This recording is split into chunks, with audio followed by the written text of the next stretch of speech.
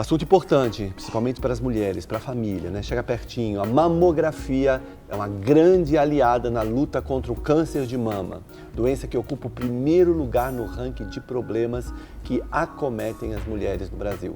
Bom, de acordo com o INCA, o Instituto Nacional do Câncer, cerca de 90% dos casos dessa doença, se detectado em estágio inicial, tem cura. Mas estudos revelam que grande parte das mamografias feitas no país pode apresentar problemas. Bom, para tirar as dúvidas das mulheres, então aproveita aí, hein? Uma cartilha foi lançada e é sobre isso que nós vamos falar no programa. Prepare-se para suas perguntas, para interagir com o nosso entrevistado. Eu recebo aqui o Dr. Clécio Lucena, que é presidente da Sociedade Brasileira de Mastologia aqui em Minas Gerais. Dr. Clécio, bom dia. Bom dia, um grande prazer. Dr. Clécio. Mais uma vez estar aqui com vocês. Bem-vindo. Obrigado. Os dados são alarmantes, né? Sim, todos os dados que nós temos em relação à questão do câncer, de uma maneira geral, eles nos preocupam muito, principalmente por saber que o câncer, quando diagnosticado numa fase muito inicial, muito precoce, nós efetivamente temos condições de atuar de uma maneira mais objetiva, menos agressiva e muito mais eficaz. Então, o sucesso, sem dúvida alguma, para o combate à questão do câncer está no ponto do diagnóstico precoce, do diagnóstico inicial. Isso vem muito de acordo, nós recebemos outro dia também um médico falando sobre o câncer de pele, né? Sim. Que é a importância de se identificar logo no começo. E ele me comentou nessa entrevista sobre que muitas pessoas se confundem ou camuflam, achando que é uma queimadurazinha de sol, uma pinta. As mulheres, ao se identificarem, o seu autoexame, elas podem confundir ou também camuflar um possível nódulo com alguma outra coisa? Essa comparação é uma comparação bastante interessante porque nós temos algumas dificuldades em alguns segmentos do corpo por conta das dificuldades de nós orientarmos e esclarecermos o que efetivamente significaria ou não um sinal para uma determinada doença. Entendi. As doenças de pele ela tem, entre aspas, o facilitador, que é a questão visual. A pele é um órgão externo, você visualiza alguma anormalidade, te chama atenção e você busca uma orientação, um esclarecimento. Os órgãos mais internos, mais profundos, nós temos essa dificuldade, que nós ficamos na dependência ou do organismo manifestar de alguma forma que pode ser tarde também. Um sinal de anormalidade, que pode estar numa fase mais tardia, ou você, quando isso é possível, tentar utilizar de algum recurso, no caso das mamas, o recurso do toque, da palpação, ou da própria observação de algum sinal que a gente possa perceber no visual.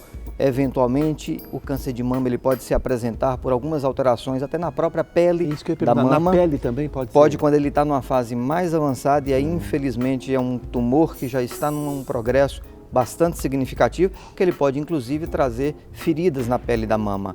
E aí, infelizmente, já é uma doença num estágio bem avançado. E aí que entra a importância de toda a divulgação que se faz em relação à questão da mamografia, porque até o presente momento, nenhum outro método foi capaz de desempenhar a eficácia que a mamografia desempenha do ponto de detecção precoce do câncer de mama. Então a gente precisa sempre estar atentos em relação à questão da valoração da mamografia como recurso mais eficiente que nós temos para essa finalidade. Porque, só complementando nessa pergunta mesmo, o próprio exame de toque, ele não é 100% eficiente, né, doutor? Não, na verdade, ele é um recurso bastante limitado pelo fato dele só conseguir identificar a doença já numa fase um pouco mais avançada, quando já está numa fase tumoral e um nódulo que seja palpável. Muitas vezes nós até pela mamografia ou eventualmente pelo ultrassom identificamos nódulos na mama e que esse nódulo pode eventualmente ser percebido no toque, mas ele só vai ser percebido quando ele já estiver numa dimensão maior, que infelizmente não é o que a gente gostaria de tratar, que seriam as lesões muito pequenas. Agora, doutor, por exemplo, a gente ouve, a gente vê nos noticiários aí a respeito da dificuldade, principalmente no sistema público, né, de saúde, o acesso das mulheres à mamografia. O que pode ser feito, o que deve ser feito, principalmente pela mulher nesse caso, visto que até muitas não têm a condição para ter acesso, pagar a mamografia de uma forma particular. Bom, aí é importante nós primeiro valorizarmos esse trabalho que vocês fazem, que é o trabalho de divulgação na mídia como um todo, porque um dos pontos fundamentais é a questão da conscientização da sociedade civil. E a sociedade civil é o ponto de partida para a cobrança aos gestores para que venham ser implantadas políticas públicas efetivas. A questão da mamografia é um ponto importante porque nós temos no Brasil uma lei já de 2008, que é a Lei 11.664, que assegura para todas as mulheres o direito à mamografia a partir dos 40 anos. Então, em tese, nós já teríamos uma legislação que assegura para qualquer mulher, sem a necessidade de brigar, sem a necessidade de fazer um esforço grande, ter desgastes, né? Ter qualquer tipo de desgaste, o Estado deveria estar provendo para essas mulheres o direito e o acesso à mamografia como um todo. Infelizmente, a realidade nossa é completamente diferente. Nós temos regiões no país e, infelizmente, o Brasil é um país extremamente heterogêneo em todos os espectros que nós possamos analisar. Mas, do ponto de vista da mamografia, é claro para nós a questão da má distribuição dos equipamentos de mamografia, que é o ponto de partida inicial. Você tem que ter um equipamento em funcionamento, com qualidade, para ofertar àquela mulher o direito e o exame da mamografia. E aí nós temos o outro lado dessa questão, que é você conscientizar essa população, porque nós não podemos levar a mamografia à mulher, a mulher tem que ir naquele local onde faça o exame para realizar o método do exame da mamografia. Então é importante nós conscientizarmos aquelas mulheres da necessidade e da recomendação que se faz para a mamografia a partir dos 40 anos. E é esse conjunto em que eu oferto o recurso e a conscientização do público-alvo, no caso as mulheres, a conjunção desses dois pontos é que vai efetivamente termos a possibilidade de implementação de um bom programa de rastreamento para o câncer de mama. Doutor Clécio, qual é o mundo ideal para a nossa mulher, né? No aspecto, obviamente, existe o autoexame, que é alguma coisa, né, pessoal, que a mulher pode fazer, independente de qualquer tipo de suspeita ou indicação médica. Qual seria o mundo ideal? Bom, tem o autoexame, mais de tantos e tantos meses você deve visitar o médico, solicitar um exame, ou a partir de tal idade, o que seria o ideal? Peraí, tio Ulio, doutor Clécio, só para acrescentar aqui nessa pergunta do tio Ulio, que vai ao encontro da necessidade de uma das nossas telespectadoras aqui, que também ela não diz aqui o seu nome, mas ela diz assim: minha avó teve câncer de mama, que inclusive se espalhou para os outros órgãos. A partir de quando devo fazer a mamografia? Legal. Bom, são duas questões interessantes e distintas. Uma é a recomendação que nós fazemos para a realização da mamografia. E o outro contexto é a questão do mundo ideal. A primeira coisa que a gente precisa entender é o seguinte: se eu consigo identificar, se eu sei a causa de uma determinada doença, eu consigo atuar naquela causa sabida, evito aquela causa e eu muitas vezes consigo evitar o desenvolvimento de determinada doença. Câncer de mama, infelizmente, nós não sabemos qual que é a causa específica para a formação da doença câncer. Nós sabemos que existem alguns fatores esses que vão determinar um risco maior ou um risco menor da mulher vir a desenvolver a doença câncer de mama.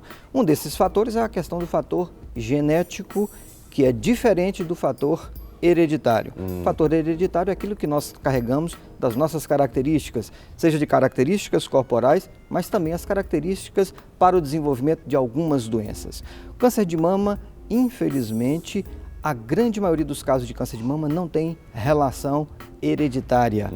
Ou seja, mais ou menos de 5 a 10% dos casos de câncer de mama, nós conseguimos identificar naquelas mulheres que têm câncer a história de que teve algum parente com história também de ter tido câncer de mama. Então, a grande maioria, em torno de 90% ou um pouco mais do que isso, aquela mulher ela é a primeira da família a desenvolver câncer de mama. É difícil identificar, né? É difícil identificar sobre essa questão. Então, assim, quando você consegue identificar, fazer um mapeamento, também é importante nós caracterizarmos esse mapeamento. Geralmente, o que nós valoramos mais é a história familiar do parente de primeiro grau. E o parente de primeiro grau é o irmão, o filho ou o ascendente, que são os pais. Então, se a minha irmã, se o meu filho, filha, ou a minha mãe, ou até o pai, teve câncer de mama, eu, como membro da primeira relação hierárquica dessa relação familiar, tenho um risco muito significativo de desenvolvimento de câncer de mama. Então, é importante nós caracterizarmos essa história familiar. O parente mais afastado, a avó, uma tia ou um parente mais distante, o impacto no risco, ele é importante, mas não tão importante quanto o parente de primeiro grau. Então é importante a gente separar cada história familiar desse indivíduo. Mas não, vamos supor que você consiga. Ela tem essa informação de que a avó teve câncer de mama. Mas quando você faz uma investigação mais cuidadosa, você identifica outros parentes e uma rede de parentes muito grande que tiveram câncer de mama, que às vezes ela até desconhecia. Algum outro tipo de câncer, talvez? Por exemplo, algum dos tios, próstata, alguma coisa assim tem? Câncer de mama ele tem uma relação muito próxima com câncer de ovário, o próprio câncer de mama. Câncer de intestino também tem uma relação. Então, quando você consegue fazer esse mapeamento de que na família nós tivemos vários casos de câncer nesses outros órgãos, isso traz também uma relação para esse raciocínio de você caracterizar aquela mulher como uma mulher de alto risco para câncer de mama. Então é importante também você identificar esses outros tipos de câncer no histórico, no mapeamento genético familiar dessa mulher para caracterizar como sendo de alto risco ou não. Todas as vezes que nós falamos sobre a questão da mamografia, nós estamos falando sobre a mamografia num contexto geral, para aquelas mulheres que não têm história nenhuma, essa é chamada população geral. Quando nós identificamos que a mulher, por algum motivo, ela tem uma história de risco aumentado, seja histórico familiar ou algum outro fator importante, nós recomendamos uma estratégia diferenciada para essas mulheres. Não apenas a mamografia realizada a partir dos 40 ou a partir dos 50 anos, que é uma outra discussão que a gente pode adentrar em breve. Para receber todas as novidades do canal, inscreva-se e se curtir o vídeo, clique em gostei. Aproveite para acompanhar a Rede Super nas redes sociais.